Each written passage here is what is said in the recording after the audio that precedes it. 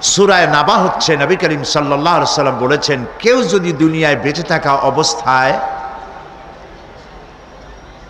পরকালীন দৃশ্য চোখে দেখতে চায়, সেজন্য সূরা আন-নাবা, সূরা আল-মুরসালাত, সূরা আন-নাজিআত, সূরা আল-ইনফিতার, সূরা আত-তাকবীর, এই সূরাগুলি যেন পড়ে, তাহলে কিয়ামতের দৃশ্য নিজ চোখে অবলোকন করতে পারবে। সুবহানাল্লাহ বলেন। পরকালীন জীবন সম্পর্কে কোরআন যেসব যুক্তি পেশ করেছে, তা হলো আল্লাহর এসব কিছুই বিচক্ষণতার বাইরে ছিল না, লক্ষ্যহীন এবং নিরর্থক নয়। আল্লাহ পাক বলছেন, আফাহাসিবতুম আন্নামা খালাকনাকুম আবাসা ওয়া আন্নাকুম ইলাইনা লা তুরজাউন। তোমরা কি ভেবেছো যে তোমাদেরকে সৃষ্টি করা হয়েছে খামোখা, আর তোমাদেরকে আমার কাছে ফিরে আসতে হবে না? এটাই কি মনে করেছো? আল্লাহ রাব্বুল আলামিন কোরআনে কারীমের অন্যত্র বলেন, আয়াহসাবুল ইনসানু আইয়ুতরাকা সুদা। মানুষ কি ভেবেছে যে তাদেরকে নিরর্থক আমি সৃষ্টি করেছি? মোটেই না। ওয়ামা খালাকনাস সামাওয়াতি ওয়াল আরদা ওয়ামা বাইনাহুমা লাইবিন। আল্লাহ পাক বলেন, এই আকাশ আর জমিন আর এর মধ্যবর্তী যা কিছু আমি সৃষ্টি করেছি, কোনোটাকে খেল তামাশার বিষয়বস্তু করে তৈরি করি নাই, নিরর্থক করে বানাই নাই। প্রত্যেকটি সৃষ্টির পেছনে বিচক্ষণতার দাবি হিসেবেই সৃষ্টি করা হয়েছে। বিরাট কারণ রয়েছে, খামোখা বানানো হয় নাই। এই পৃথিবীর একদিন শেষ হয়ে যাবে, এই বিশ্ব ব্যবস্থার একদিন পরিসমাপ্তি হয়ে যাবে। এই আকাশ থাকবে না, এই জমিন থাকবে না। বিশ্বাস করেন? আর যারা জবাব দিলেন না, বিশ্বাস করেন? এই আকাশ, এ জমিন, এ মানব গোষ্ঠী কিছুই থাকবে না, একদিন সব শেষ হয়ে যাবে। বিশ্ব ব্যবস্থার পরিসমাপ্তি কিভাবে ঘটবে? কোরআনে কারিমে আল্লাহ রাব্বুল আলামিন পরিষ্কার করে বলে দিচ্ছেন। লক্ষ্য করো কেমনে এই পৃথিবীকে ধ্বংস করা হবে। আল্লাহ পাক কোন জিনিসকে গোপন রাখেন নাই, ওপেন সিক্রেট, সবগুলিকে খুলে খুলে আল্লাহ বয়ান করে দিয়েছেন। এই পৃথিবী আল্লাহ রাব্বুল আলামিন কেমনে ধ্বংস করবেন, কেমনে কিয়ামত হবে, বিশ্ব ব্যবস্থার পরিসমাপ্তি কেমনে হবে, আল্লাহ পাক কোরআনে কারিমে বলেন, ইযাস সামাউ ফাতারাত ওয়া ইযাল কাওয়াকিবু তাসারাত ওয়া ইযাল বিহারু ফুজ্জিরাত ওয়া ইযাল কুবুরু বু'সিরাত। ইযাস সামাউ ফাতারাত, আকাশসমূহ বিদীর্ণ হয়ে যাবে, বিদীর্ণ হয়ে যাবে। কাতাইয়্যিস সিজিল্লি লিল কুতুব, কিতাবের পৃষ্ঠা যেমন একটার উপরে একটা পড়ে, শুনতেছেন কথা? বইয়ের পাতা যেমন একটার উপরে একটা পড়ে, এভাবে উল্টাতে থাকলে অনুরূপভাবে আকাশসমূহ একটার পর একটা বইয়ের পাতার মতো পড়ে ভেঙ্গে চুরে চুরমার হয়ে যাবে। সুবহানাল্লাহ। ওয়াইদাল কাওয়াকিবু তাসারাত, সমস্ত তারকাগুলি বিক্ষিপ্ত হয়ে পড়তে থাকবে। তারকা, আপনারা কি মনে করেন নাকি যে তারকাগুলি আতশবাজি যেমন ফুটকে ফুটকে ওঠে, ওই রকম কতগুলি ছিটকে ছিটকে পড়বে, চোখে দেখা যাবে, মাটির সাথে কিছুই পড়বে না, এরকম মনে করেন নাকি? তারকা সম্পর্কে আপনাদের ধারণা কি?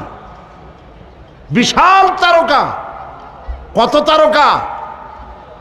সমুদ্রের বেলাভূমিতে দাঁড়িয়ে বালুকণাগুলি, সমুদ্রের বালুকণাগুলি গোনা যদি সম্ভব হয়, আল্লাহর আকাশে কত তারকা গুণে শেষ করা যাবে না।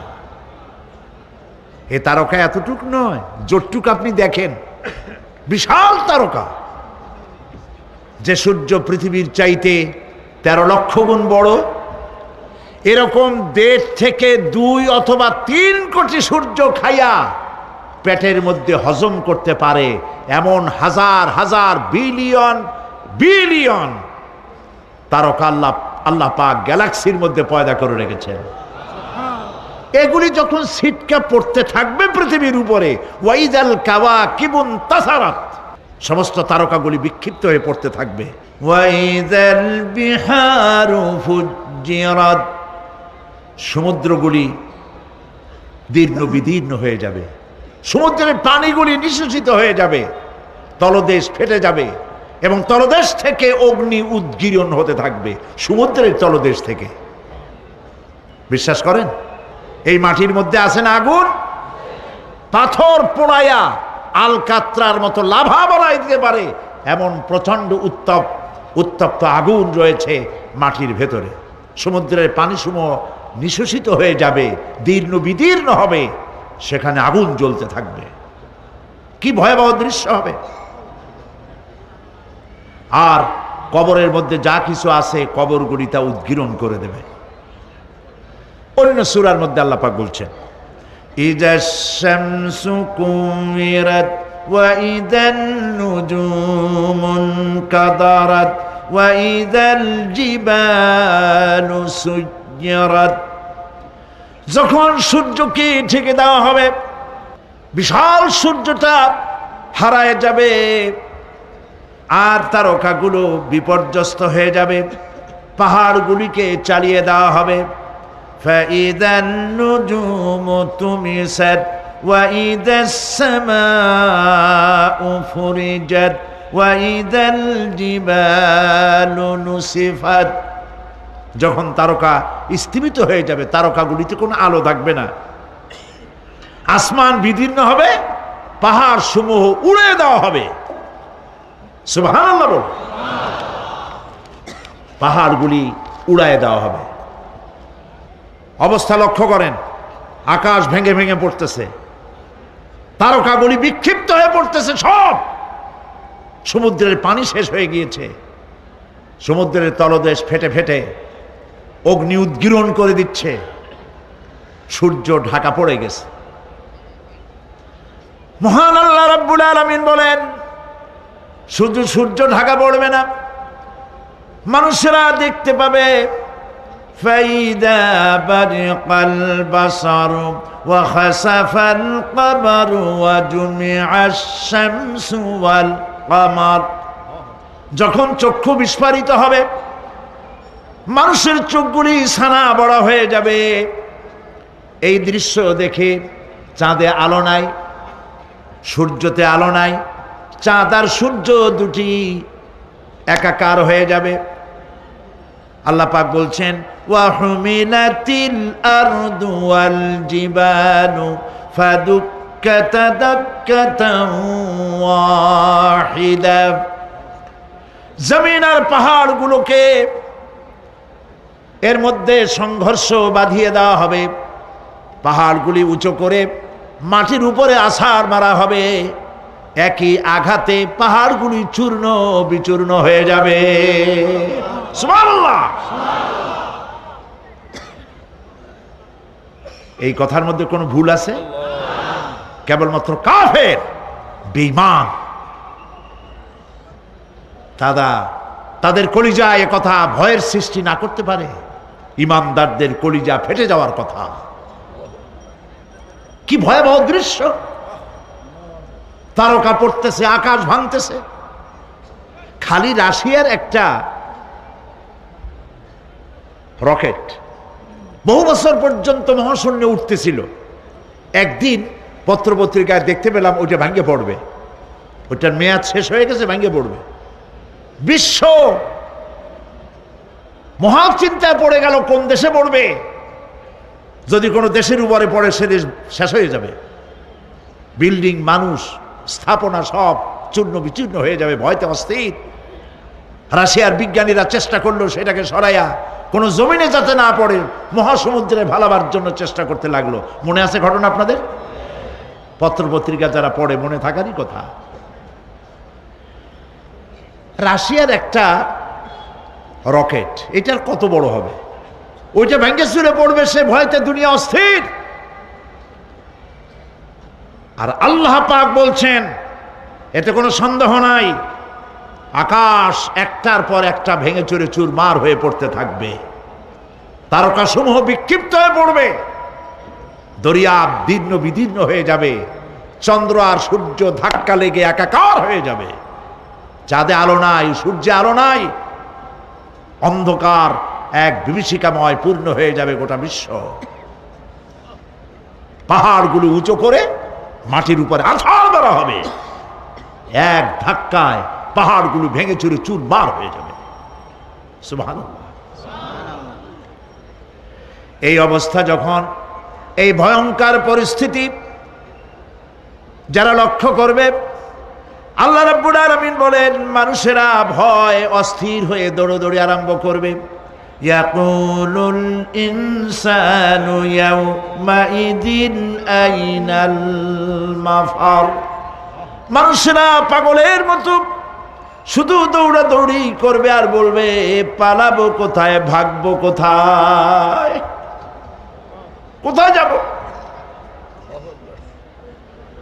আল্লাহ রাব্বুল আলামিন জবাবে বলেন, কাল্লা লা ওয়াজারা ইলা রাব্বিকা ইয়াউমাইদিনিল মুস্তাকার। কখনই নয়, ভাগবার জায়গা নাই, পালাবার জায়গা নাই, আল্লাহ রাব্বুল আলামিনের আশ্রয় ছাড়া কোনো আশ্রয় নাই। এই বিভীষিকাময় দৃশ্য হয়ে যাবে, সব মরে যাবে, কেউ বাঁচবে না। মালাকুল মউতকে আল্লাহ পাক জিজ্ঞেস করবেন, কে এখন বেঁচে আছে আর কারা বেঁচে আছে? তিনি বলবেন, হযরত জিবরাইল, হযরত মিকাইল, হযরত ইসরাফিল। আল্লাহ পাক নির্দেশ করবেন, এদের জান কবজ করো। ইসরাফিল, মিকাইল জান কবজ হবে। হযরত জিবরাইল আমিন শাদীদুল কুওয়া, প্রচন্ড ক্ষমতা আল্লাহ তাকে দান করেছেন, সুবহানাল্লাহ বলেন। দুনিয়ার সব নবীদের কাছে বাণী বহন করে নিয়ে আসছেন পূর্ণ অথেন্টিসিটির সাথে, সুবহানাল্লাহ। আল্লাহ পাক যাকে বলেছেন রূহুল আমিন, নবী করিম সাল্লাল্লাহু আলাইহি সাল্লামের মেরাজের রাত্রে যে কথা বলা হয়েছে, ওয়ালাকাদ রাহু বিল উফুকিল মুবিন, পশ্চিম দিক বলয় তিনি যা দেখতে পেয়েছিলেন, তাফসীর বলছে হযরতে জিবরাইলের পূর্ণ আকৃতিতে নবী করিম সাল্লাল্লাহু আলাইহি সাল্লাম তাকে দেখতে পেয়েছিলেন। হযরতে জিবরাইল যখন দুনিয়া আসেন, কোন কোন কিতাবে লেখা হয়েছে 600 ডানা আছে তার, দুই ঝাপটায় আকাশ থেকে জমিনে চলে আসেন, সুবহানাল্লাহ। হযরতে জিবরাইলকে আল্লাহ পাক বলবেন, তাকে মওত দাও, হযরতে জিবরাইলও বিদায় হয়ে যাবে। আল্লাহ প্রশ্ন করবেন, এখন আর কে বাকি? মান বাকিয়া ইয়া মালাকাল মউত। মালাকুল মউত বলবেন, হে আল্লাহ তাআলা, এখন তোমার সামনে আমি দাঁড়িয়ে আছি, আর কেউ নাই। আল্লাহ পাক বলবেন, মুত ইয়া মালাকাল মউত। আল্লাহু আকবার। মুত ইয়া মালাকুল মউত, মরে যা, মরে যা। মালাকাল মউত মরে চলে যাবে, এরপরে আর কেউ নাই। আল্লাহ রাব্বুল আলামিন এই অবস্থায় কত বছর, কত কাল চলে যাবে আল্লাহ পাক ভালো জানেন, কেউ নাই।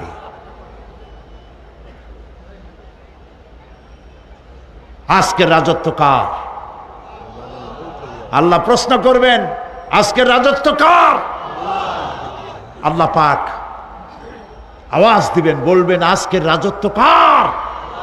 কোনো জবাব নাই, আকাশের নাই, জমিনের নাই, আকাশও তো নাই, কারো কোনো জবাব নাই। আল্লাহ পাক বলবেন, লিল্লাহি ওয়াহিদুল কাহ্হার। আজ একমাত্র রাজত্ব হচ্ছে পরাক্রমশালী আল্লাহ রাব্বুল আলামিনের। আল্লাহ পাক বলবেন, ইয়া দুনিয়া আইনা শুজারুকি, হে পৃথিবী তোর গাছগুলা কই? ইয়া দুনিয়া আইনা জিবালুকি, হে পৃথিবী তোর পাহাড়গুলা কই? আইনাল জব্বারিন, স্বৈরাচারেরা কোথায়? কারো কোনো জবাব হবে না।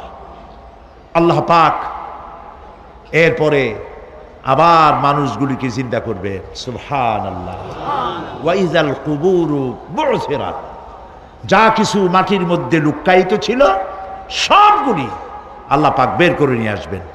হাসরের ময়দান হবে, উপস্থিত হবে সমস্ত মানুষ, কেউ পলায়ে থাকতে পারবে না কোথাও। কুমিরে যারে খাইছে, বাঘে যারে খেয়েছে, আগুনে যারে পোড়াইছে, পানিতে যে পচে গেছে, পোকামাকড়ে যারা খেয়েছে, কোনো পথ নাই। সবাই আল্লাহর দরবারে উঠবে,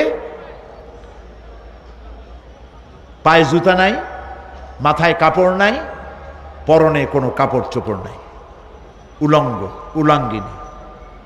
উম্মুল মুমিনিন হযরতে আয়েশা সিদ্দিকা রাদিয়াল্লাহু তাআলা আনহা, নবী করিম সাল্লাল্লাহু আলাইহি ওয়াসাল্লামের জবান মোবারকে এটা শুনে কেঁদে ফেললেন।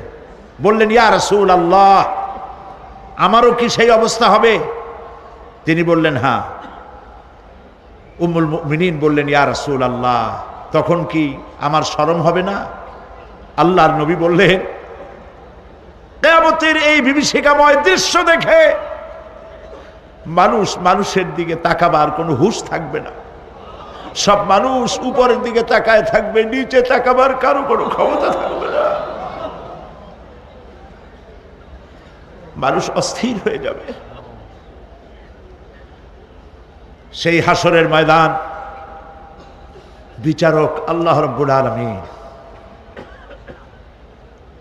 প্রত্যেকটি মানুষকে তার কৃতকর্মের জন্য হিসাব দিতে হবে। আল্লাহ রাব্বুল আলামিন বলেন, পরকালীন জীবনের ব্যবস্থাপনাটা কেমনে হবে শোনো। ইন্নাস সামআ ওয়াল বাসারা ওয়াল ফুআদা কুল্লু উলাইকা কানা আনহু মাসউলা। কিয়ামতের দিন প্রত্যেকটি মানুষকে তার শ্রবণ সম্পর্কে, তার দৃষ্টি সম্পর্কে, আর অন্তঃকরণের কল্পনা সম্পর্কে প্রত্যেকটি ব্যাপারে আল্লাহ পাক জিজ্ঞাসা করবেন। কান দিয়েছিলাম, কি শুনেছো? যা শুনছো তা আমল করেছো কিনা? আমার নিষেধ করা জিনিসগুলি শুনছো নাকি? কানের জবাব দিতে হবে। কান আল্লাহ পাক দিয়েছেন, সুবহানাল্লাহ, আল্লাহ পাক দিয়েছেন কান।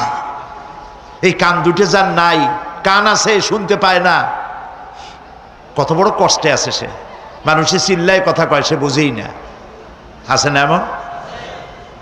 এই কানের সম্পর্কে প্রশ্ন করা হবে, শ্রবণ সম্পর্কে, দর্শন সম্পর্কে প্রশ্ন করা হবে।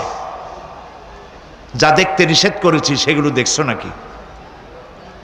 এর শুকরিয়া আদায় করেছো নাকি?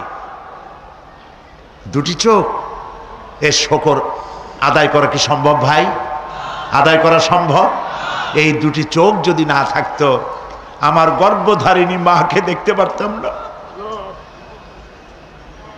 এই সুন্দর চোখ দুটি যদি আল্লাহ না দিতেন, আল্লাহর এই সুন্দর সৃষ্টি দেখা থেকে বঞ্চিত হয়ে যেতাম।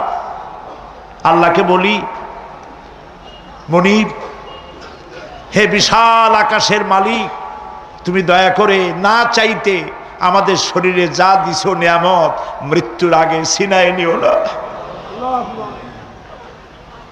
দুটি চোখের শকর আদায় করতে পারবো না। চোখের মধ্যে পানি আছে, কান্নার পানি না, সব সময় চোখে পানি আছে। চোখে আমরা পলক দেই না? কত কুদরত আল্লাহ পাকে। এই পৃথিবীতে দিনে রাতে অসংখ্য পলুয়েশন, রোগ জীবাণু সমানে উঠতেছে। এখন যদি মাইক্রোস্কোপ যন্ত্র এখানে থাকতো, তাহলে দেখতেন এই পরিবেশটা কত দূষিত, কত পলুয়েশন, কত জার। এগুলি নাকের মধ্য দিয়ে পেটে যাচ্ছে, চোখের মধ্যে ঢুকতেছে।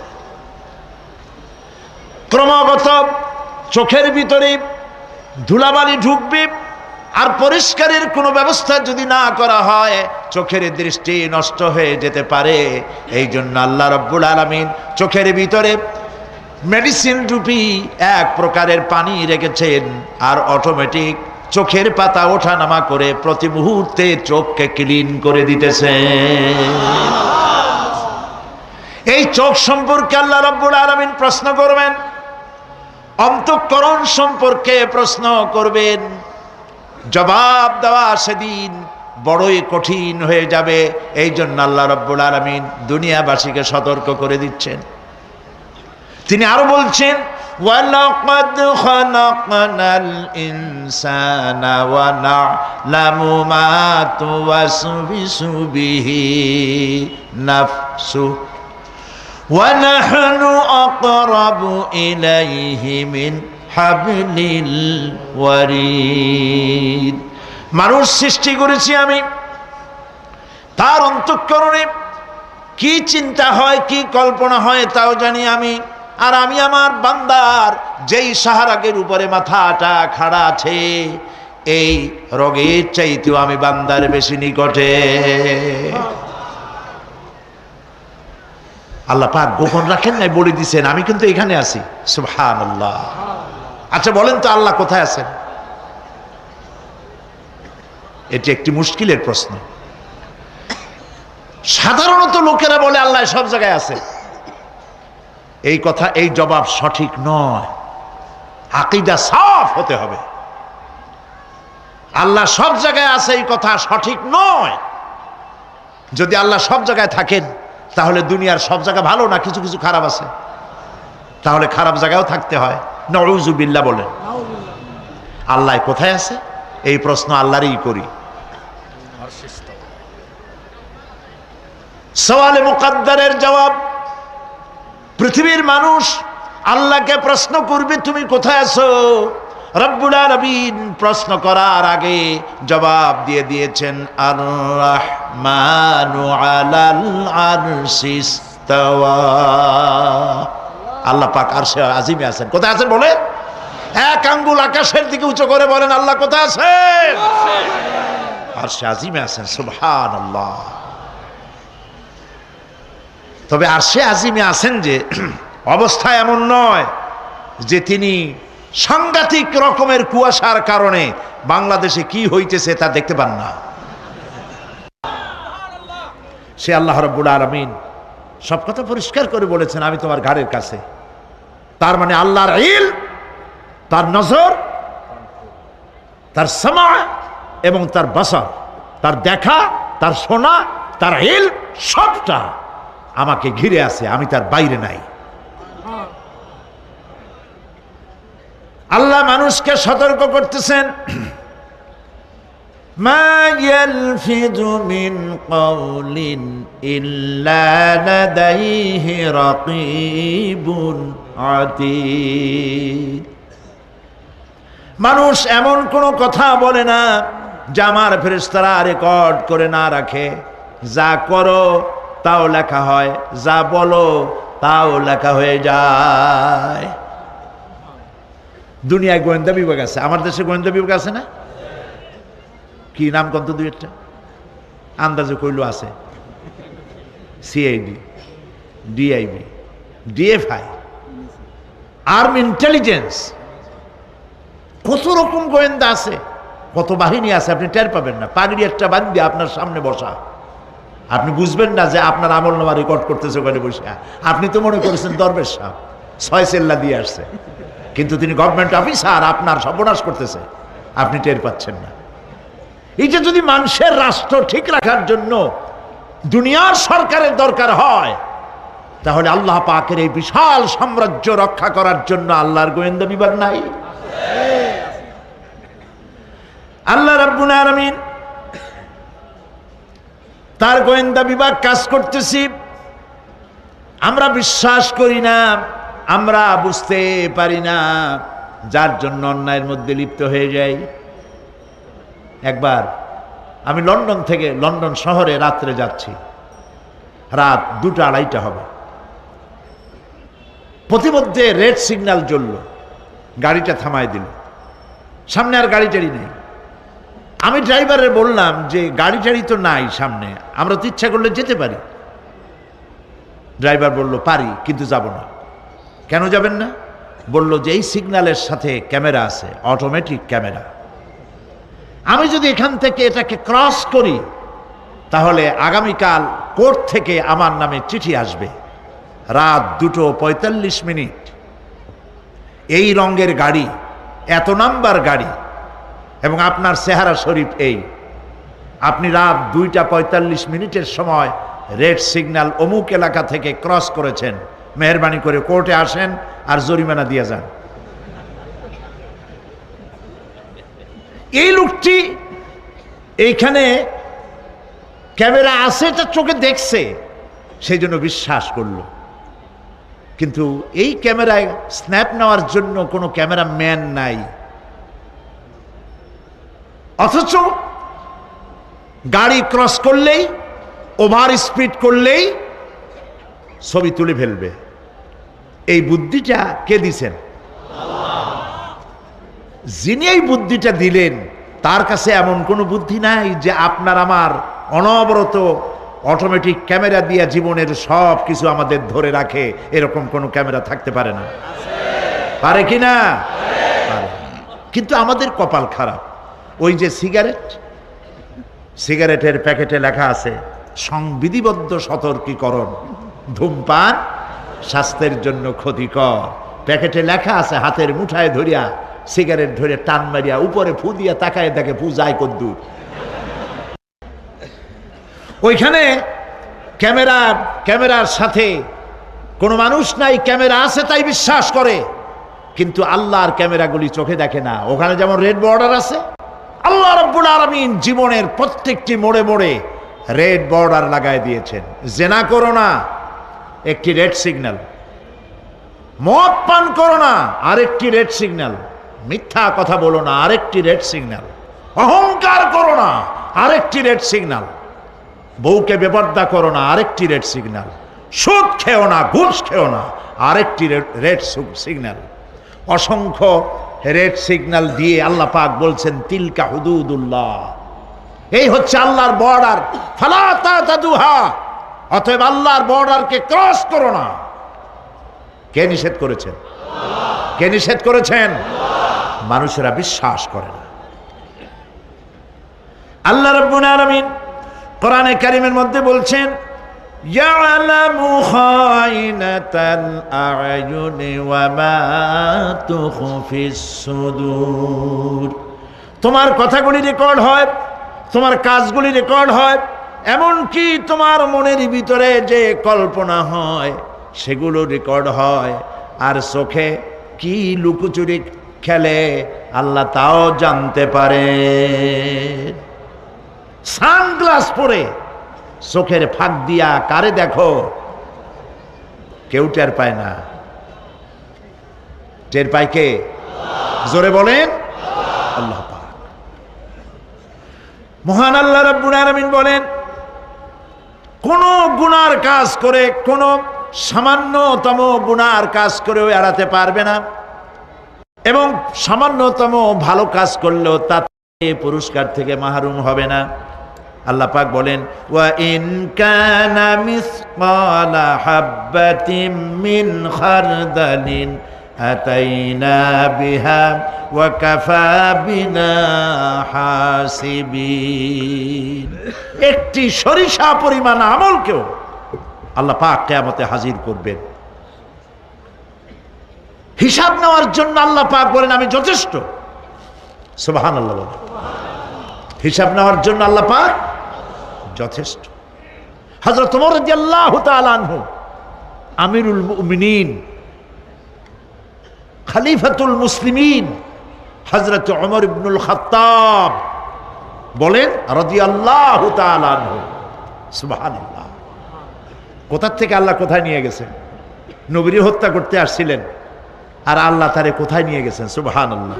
নবীজি বলেছেন লা নাবিয়্যা বাদি ওয়ালা রাসূলা, আমার পরে নবীও হবে না, রসুল হবে না। যদি কেউ নবী বা রসুল হইতো কে হইতো? ওমর রে আল্লাহ নবী বানাই দিতেন। সুবহানাল্লাহ। সেই ওমরের কতটুকু জানি আমরা? অনেক কিছুই জানি না। হযরত ওমর রাদিয়াল্লাহু তাআলা আনহু অন্ধকার রাত্রে একদিকে যাচ্ছিলেন, পেছনে কিছু লোক ছিল। হঠাৎ করে তিনি প্রশ্ন করলেন, আচ্ছা তোমাদের মধ্যে কেউ কি বলতে পারো কোরআনে কারীমের মধ্যে সব থেকে হতাশাব্যঞ্জক আয়াত কোনটি?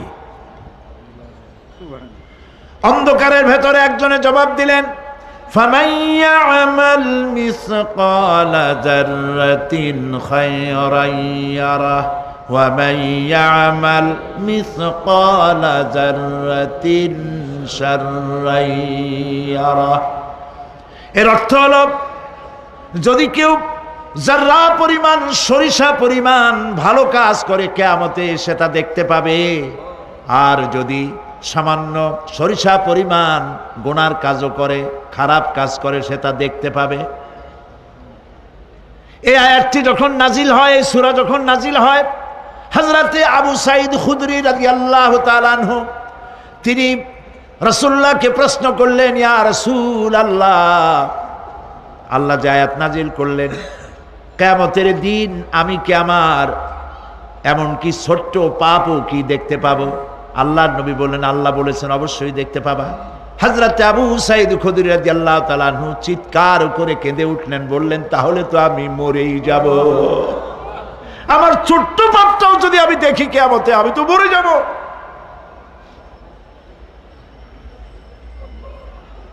হযরত ওমর রাদিয়াল্লাহু তাআলা আনহু অন্ধকারের ভিতরে হাঁটতেছেন আর কাঁদতেছেন, হাঁটতেছেন আর কাঁদতেছেন।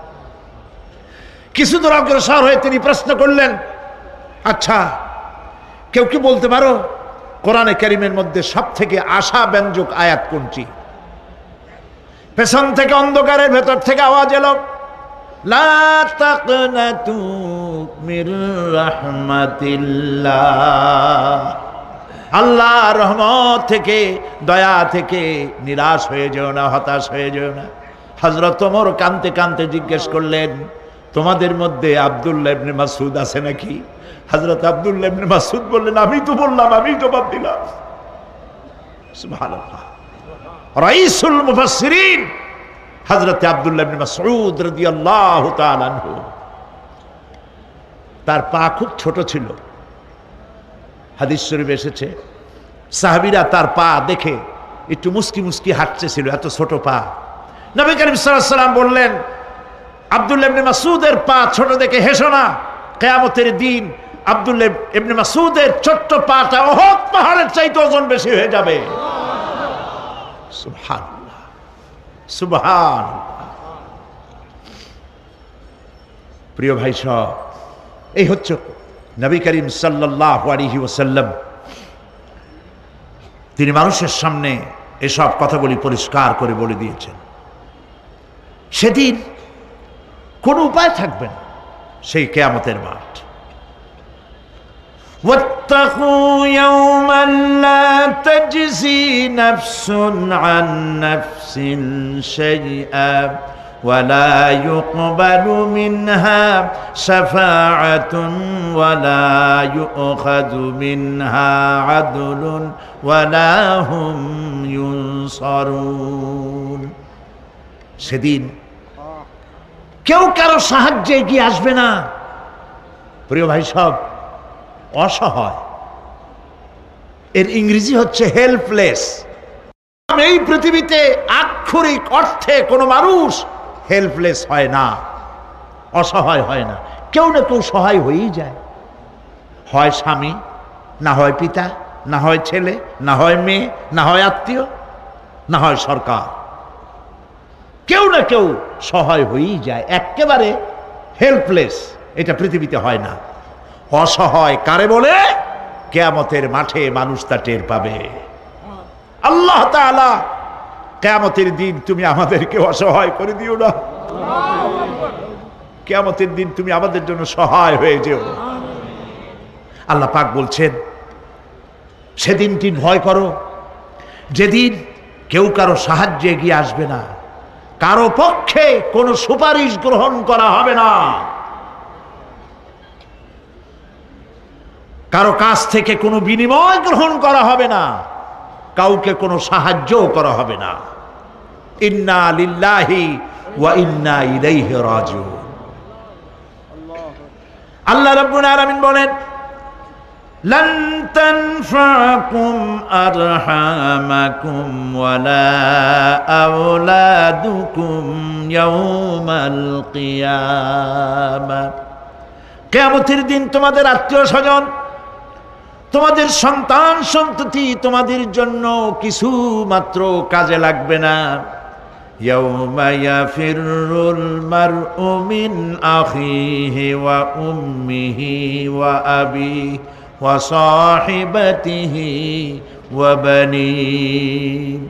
সেদিন মানুষ তার ভাই, মা বাপ, স্ত্রী ও সন্তান থেকে পলায়ন করবে। সেদিন প্রত্যেকে নিজ নিজ অবস্থায় পতিত হয়ে যাবে। পিতা তার সন্তানকে পরিচয় দেবে না, মা তার সন্তানকে চিনবে না, সন্তান তার মাকে চিনবে না। মানুষগুলি দৌড়াতে থাকবে, পালাতে থাকবে, কেউ কারো সাহায্য সেদিন করতে পারবে না। আমার প্রিয় ভাইয়েরা, সেই কিয়ামতে আল্লাহ পাক আমলনামা আল্লাহর আদালতে মানুষের সামনে পেশ করা হবে। পার্থিব জীবনে মানুষ যা কিছু করেছে কোনো জিনিস লুকায় রাখতে পারবে না, সব প্রকাশ পেয়ে যাবে। কিয়ামতের পূর্বেই আল্লাহ রাব্বুল আলামিন সব কিছুকে রেকর্ড করে রেখেছেন। আবারও বলছি, আল্লাহ পাক কোনো কিছু গোপন রাখেন নাই। কিভাবে রেকর্ড করছেন? وَكُلَّ إِنسَانٍ أَلْزَمْنَاهُ طَائِرَهُ فِي عُنُقِهِ وَنُخْرِجُ لَهُ يَوْمَ الْقِيَامَةِ كِتَابًا يَلْقَاهُ مَنشُورًا। প্রত্যেকের ভালো মন্দ কর্মলিপি আমি তার গলায় ঝুলাই দিছি। আমি তার জন্য কিয়ামতের দিন একটি কিতাব ওপেন করে দেব, গলায় ঝুলানো আছে। আজ বিজ্ঞানীরা আবিষ্কার করেছে মানুষের শরীরের মধ্যে ডিএনএর কথা। এই ডিএনএর মধ্যে সে কেমন হবে, তার প্রজ্ঞা, তার মেধা ইত্যাদি সব কিছু ওর মধ্যে ডিএনএর ভিতরে বিজ্ঞানীরা খুঁজে পাচ্ছে। আল্লাহ পাক মানুষের গলায় একটা টেপ রেকর্ডার লাগাই দিয়েছেন। সুবহানাল্লাহ বলেন। সেই টেপ রেকর্ড আমার এই যে বক্তৃতা ভিডিওতে ধারণ করা হচ্ছে, টেপে ধারণ করা হচ্ছে। এই বুদ্ধিগুলি কে দিছে? আরে ভাই কথা বলবেন তো, আল্লাহর নাম জোরে না। এই বুদ্ধি কে দিয়েছেন? যে আল্লাহ বুদ্ধি দিয়ে আপনার আমার কথা রেকর্ড করাইতে পারে, সে আল্লাহ পাক আপনাদের আমার সাথে অদৃশ্য একটি টেপ রেকর্ড গলার মধ্যে ঝুলায় রাখছেন। এটা বিশ্বাস করবেন না? কিয়ামতের দিন এই রেকর্ড তার সামনে আল্লাহ পাক বলেন একটা কিতাব ওপেন করে দেব। তারপরে বলা হবে, ইকরা কিতাবাকা কাফা বিনাফসিকাল ইয়াউমা আলাইকা হাসিবা। তাকে বলা হবে, নিজের কর্মলিপি পড়ে দেখো। আজ তুমি নিজেই নিজের হিসাবের জন্য যথেষ্ট। পড়ো। কোথায় যাবা? জাহান্নামে যাবা না বেহেশতে যাবা? তুমি নিজেই তোমার হিসাব করার জন্য যথেষ্ট। সুবহানাল্লাহ। সেদিন কোনো সাহায্যকারী পাওয়া যাবে না, ওকালতি করার জন্য কাউকে পাওয়া যাবে না। বিশ্বাস করুন, বিশ্বাস করুন, কোন পীর সাহেব, কোন খাজা বাবা কিয়ামতের দিন আপনার আমার উপকারে আসবে না, আসবে না, আসবে না।